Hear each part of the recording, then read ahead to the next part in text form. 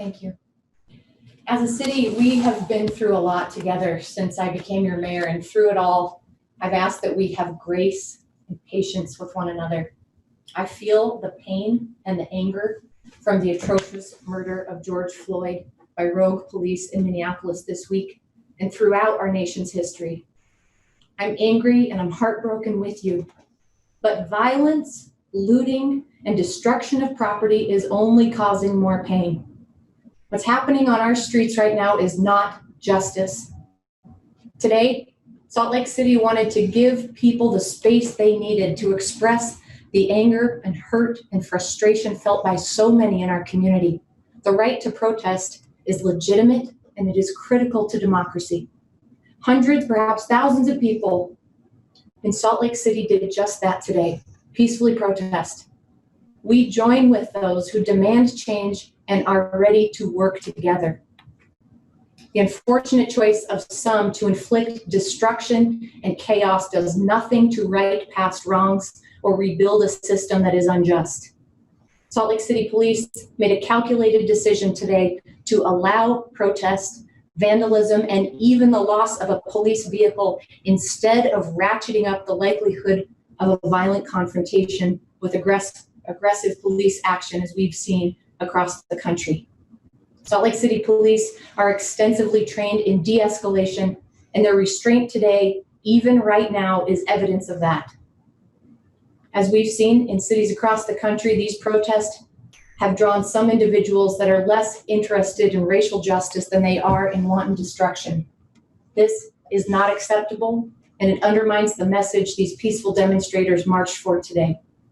The safe space we offered for today's protests is no longer safe for anybody. So with my support, the Salt Lake City Police Department has been mobilized to stop the violence, destruction, and the looting in our city. Our police department is being supported right now by the Utah National Guard, Utah Highway Patrol, and police departments valley-wide. Additionally, I'm enacting through an emergency proclamation a curfew that will take effect at 8 p.m. tonight. The curfew will apply to the entire city. It will extend from 8 p.m. today until 6 a.m. Monday morning. During the hours of curfew, people may not be on a public street or in any public space, including for the purpose of travel, with the following exceptions: law enforcement, fire, paramedics, or other medical personnel, news media, people traveling to work. I wonder why they don't switch to the... Caring for a family member, friend. Erin's speaking now. I'm watching her on Zoom, but... I believe that's Pastor Davis, and we're so glad you're back with us. I'm going to wrap my remarks and I'll hand it right off to you, Pastor Davis. The exceptions: people traveling to work, obtaining food, caring for a family member, friend, or an animal, traveling to the airport, seeking medical care, fleeing dangerous circumstances, or experiencing homelessness. Private businesses may remain open, but people may not be out on the streets or in a public space for reasons other than those I've just listed. Please, if you are on Salt Lake City streets right now and you do not meet those exceptions, go home. This city belongs to all of us. We've worked hard to build this place, and we must work just as hard to protect it and do the productive work of fixing what is broken in our city and in our systems. Violence is not helping. As Killer Mike said to the city of Atlanta and to our nation last night, have strength, empathy, and determination. It is okay to feel anger. It's okay to demonstrate. Violence and destruction only make the problems worse. And tonight, I ask you, stop destroying our city. We will continue through the media to be in communication with you and update you throughout the evening and this weekend. Thank you, Mayor. This is Reverend Davis. Thank you for being with us, Reverend Davis. I'm so glad you're here. Well, it's my pleasure, and I want to echo the concerns for our community. We're all a part of this community, and no use anybody destroying any part of it. It's okay to be frustrated. It's okay to be angry, but the expressions of our anger and our frustration have to be in nonviolent ways. So I want to summon the community, along with the mayor and the police chief, to do all that you can, but do it nonviolently. Thank you all for listening, and I hope that we'll work together to bring a solution to this. Thank you. We will now turn our time over to Governor Gary Herbert. Well, thank you very much. And thank you, Mayor Mendenhall and Pastor Davis, for your words of counsel and wisdom. I support what you both have said, and will give my undying support as we move through this kind of unusual and difficult time. I'm right now at the EOC Center at the Capitol. We have a unified command where we've in fact combined the efforts of our public safety people, our highway patrol and troopers, as well as Chief Brown and the Salt Lake City Police Department. We're joined by 13 other cities and their police representatives here in this unified effort. And as has been mentioned by you, Mayor, I'm activating the National Guard to help where we need to have their input, their labor, and their help in clearing the streets and making sure that we, in fact, do not have any additional rioting and looting that's taking place. I'll just echo what has been said, too, and that is that we understand, I think most of us agree, that what happened in Minneapolis was despicable. And we have instances that happening periodically around the country, and that's not, something that we support. At the same time, we honor the ability for people to assemble and to issue their complaints and address the government and peaceful protesting. But unfortunately, what I've seen in the last few hours is that's gone from a peaceful protest to just criminal behavior. I think we need to call it what it is, criminal behavior where people are looking to riot, to loot, to create violence, and that's not acceptable. I understand that we need to do some things together, which we are doing. The reason I've activated the National Guard is to give some additional augmentation to the efforts of making sure that people's lives and their property is protected. That's what we would expect in an organized society, a civil society, that in fact laws cannot be broken with impunity. And if they are broken, then they will be punished. That's part of the protest today is if somebody's broken the law, done something in violation of somebody's constitutional rights, they should be punished, and I expect that they will.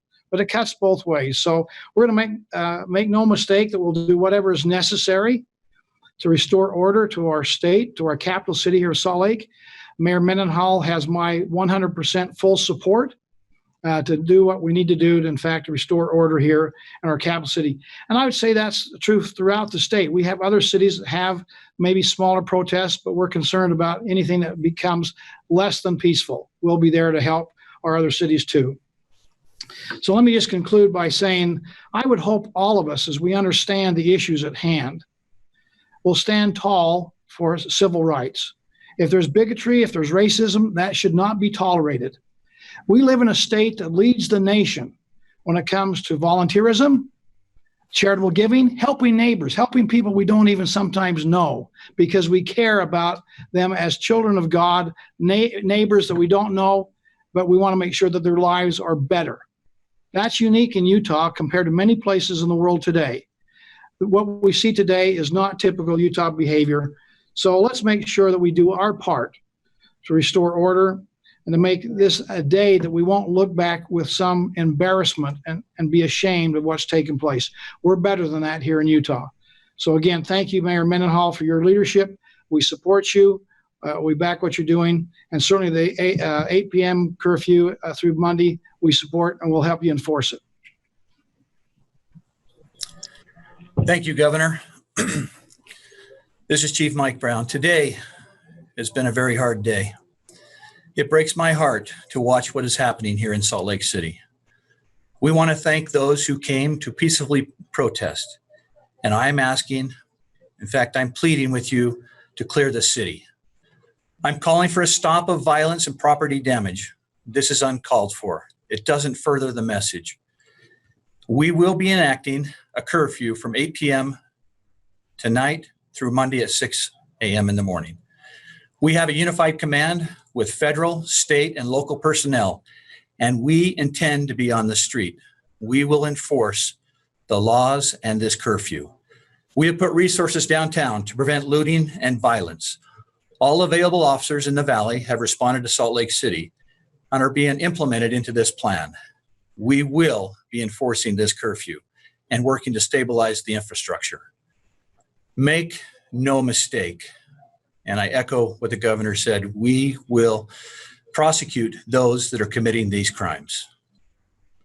I mourn the murder of Mr. Floyd and what we saw in Minneapolis. And we as a city are committed to ensure that nothing like that happens here in Salt Lake City. But fellow Utahns, this is not the way. Why did it take us so long? My hope was that it wouldn't turn to this. And sometimes it doesn't pay to rush in without a good strategic plan. Often we just become the targets, and our mere presence escalates the situation, which we saw today. Neighbors, friends, please stay at home and pray for everybody down here that this comes to a safe end. I want to thank Mayor Mendenhall for her leadership, the governor for his leadership, and my dear friend, Pastor Davis. Thank you for your inspirational words. We can take a few questions if you'd like. I believe we have a question from Jim Spiewak. You can go ahead and unmute yourself, Jim, and ask. Okay, yeah, Jim Spiewak with KUTV, if everyone can hear me. Thanks for taking a quick question here. My question, maybe for Chief Brown, if you know at this point, is there anything to indicate that those that are inciting the violence that we're seeing are not local, not from the city, not even from the state of Utah, that have come here to participate in this violence? Jim, good question. At this time, we don't know. I think right now we've made a few arrests, and we will know after we gather the data on who's down here and causing that. But right now, we don't have that intel or that information. And just a quick follow-up, do we know how many National Guardsmen will be deployed throughout the city, at least initially, and then will there be others on standby if they need to be called out? I've authorized General Turley to activate and repurpose up to 200 National Guardsmen. Okay, thank you. I want to follow up on what the governor said. We're not going away. We're going to enact this curfew, and we're going to be here until Monday morning. And if we need to go longer, we will. We do have the resources, and we're very grateful for the National Guard and their support. And then I guess just one follow-up, because I was watching some of the coverage, and we saw protesters approach private businesses and start to throw things through the windows. Is there anything that we can say to business owners right now, whether they're still at their locations or throughout the weekend, if violence starts to erupt right outside of their business? Jim, what I would say is please call the cops, call 911. Let us know where that's occurring. We will have resources out and monitoring and patrolling and looking for these type of situations. But if they could be our ears and eyes, that would help. Please don't engage the protesters. Your safety is paramount. But if you could help us with that early notification just by calling 911 or 799-3000, let us know so we can respond. Next, we have a question from Ben Winslow, after which we'll go to Matt Canham. Hi, Ben Winslow with Fox 13. Mayor Mendenhall, do you support the use of National Guard? And I guess a question also for the governor, are there concerns that this might escalate the situation even further or inflame it further? First, absolutely, I do support of additional resources coming in to secure our city, our people, and our property here, our infrastructure, the public infrastructure. The streets of Salt Lake City downtown are not safe right now. Salt Lake City Police Department needs that additional support and resources, and we're grateful for it. We need to get this under control immediately. Ben, let me add to what the mayor just said. As we look around the country and see this not only here currently, but in times past, any kind of a delay that we have just allows more activity to occur. It has a kind of an energy of itself. We don't want that to occur. So we want to get on top of this now directly with adequate force to enforce. These are not going to be out there bullying people. They're just going to making sure that the laws are enforced, that rioting and looting and destruction of people's property and threatening their lives is going to be stopped. So again, we're careful about how we're going to approach it. These people are professional, have been trained for this kind of a situation, and I expect professionalism up and down the line when it comes to enforcing the laws of the city and the state. Go ahead, Matt. This is Matt Canham from the Salt Lake Tribune. Has there been any injuries that we know about at this time? Has anyone been hurt? To Governor, if you could comment about the vandalism and messages spray painted on the Capitol building and what you would say about that. And 3, do you have any reaction to the comments from the president indicating that when the looting starts, the shooting starts? Should people in Salt Lake City be afraid of being shot?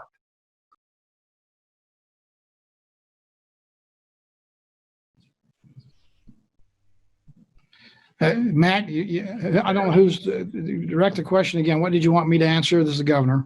Sorry, I wanted you to answer about the spray painting on the Capitol and the president's tweet about saying when the looting starts, the shooting starts. Is that, how would you, should people in Salt Lake City be afraid of being shot? Well, I would hope not. Again, I don't answer for what the president tweets out. I don't know what he was thinking about when he said it, so I'm not familiar with the quote. There may be some history behind, looting and shooting. It does seem to go together too often, as we've seen historically. We don't want that to happen here. I don't expect that it will happen here. But we will enforce the law and make sure that, in fact, the laws are enforced. The graffiti on the Capitol, again, that seems to be a first source of protest signs, and sometimes they deface public property. Just a reminder, that's against the law. We'll have people out there immediately to try to clean that off and make sure that our Capitol looks presentable as it should be in our capital city. So we're not going to tolerate defacing public property. That's a violation of law also. I'd like to respond. I think that the president's tweet is racist and intended to incite fear among people, and it's absolutely inappropriate. Beyond that, I'll let Chief answer whether or not anyone has been injured in the activities and actions happened so far. Thank you, Mayor. Just real quick, looting is a theft. It's the theft of property. It's a property crime. You don't use lethal force to enforce a theft. That's completely inappropriate, and that will not occur. Just short and simple, that will not occur.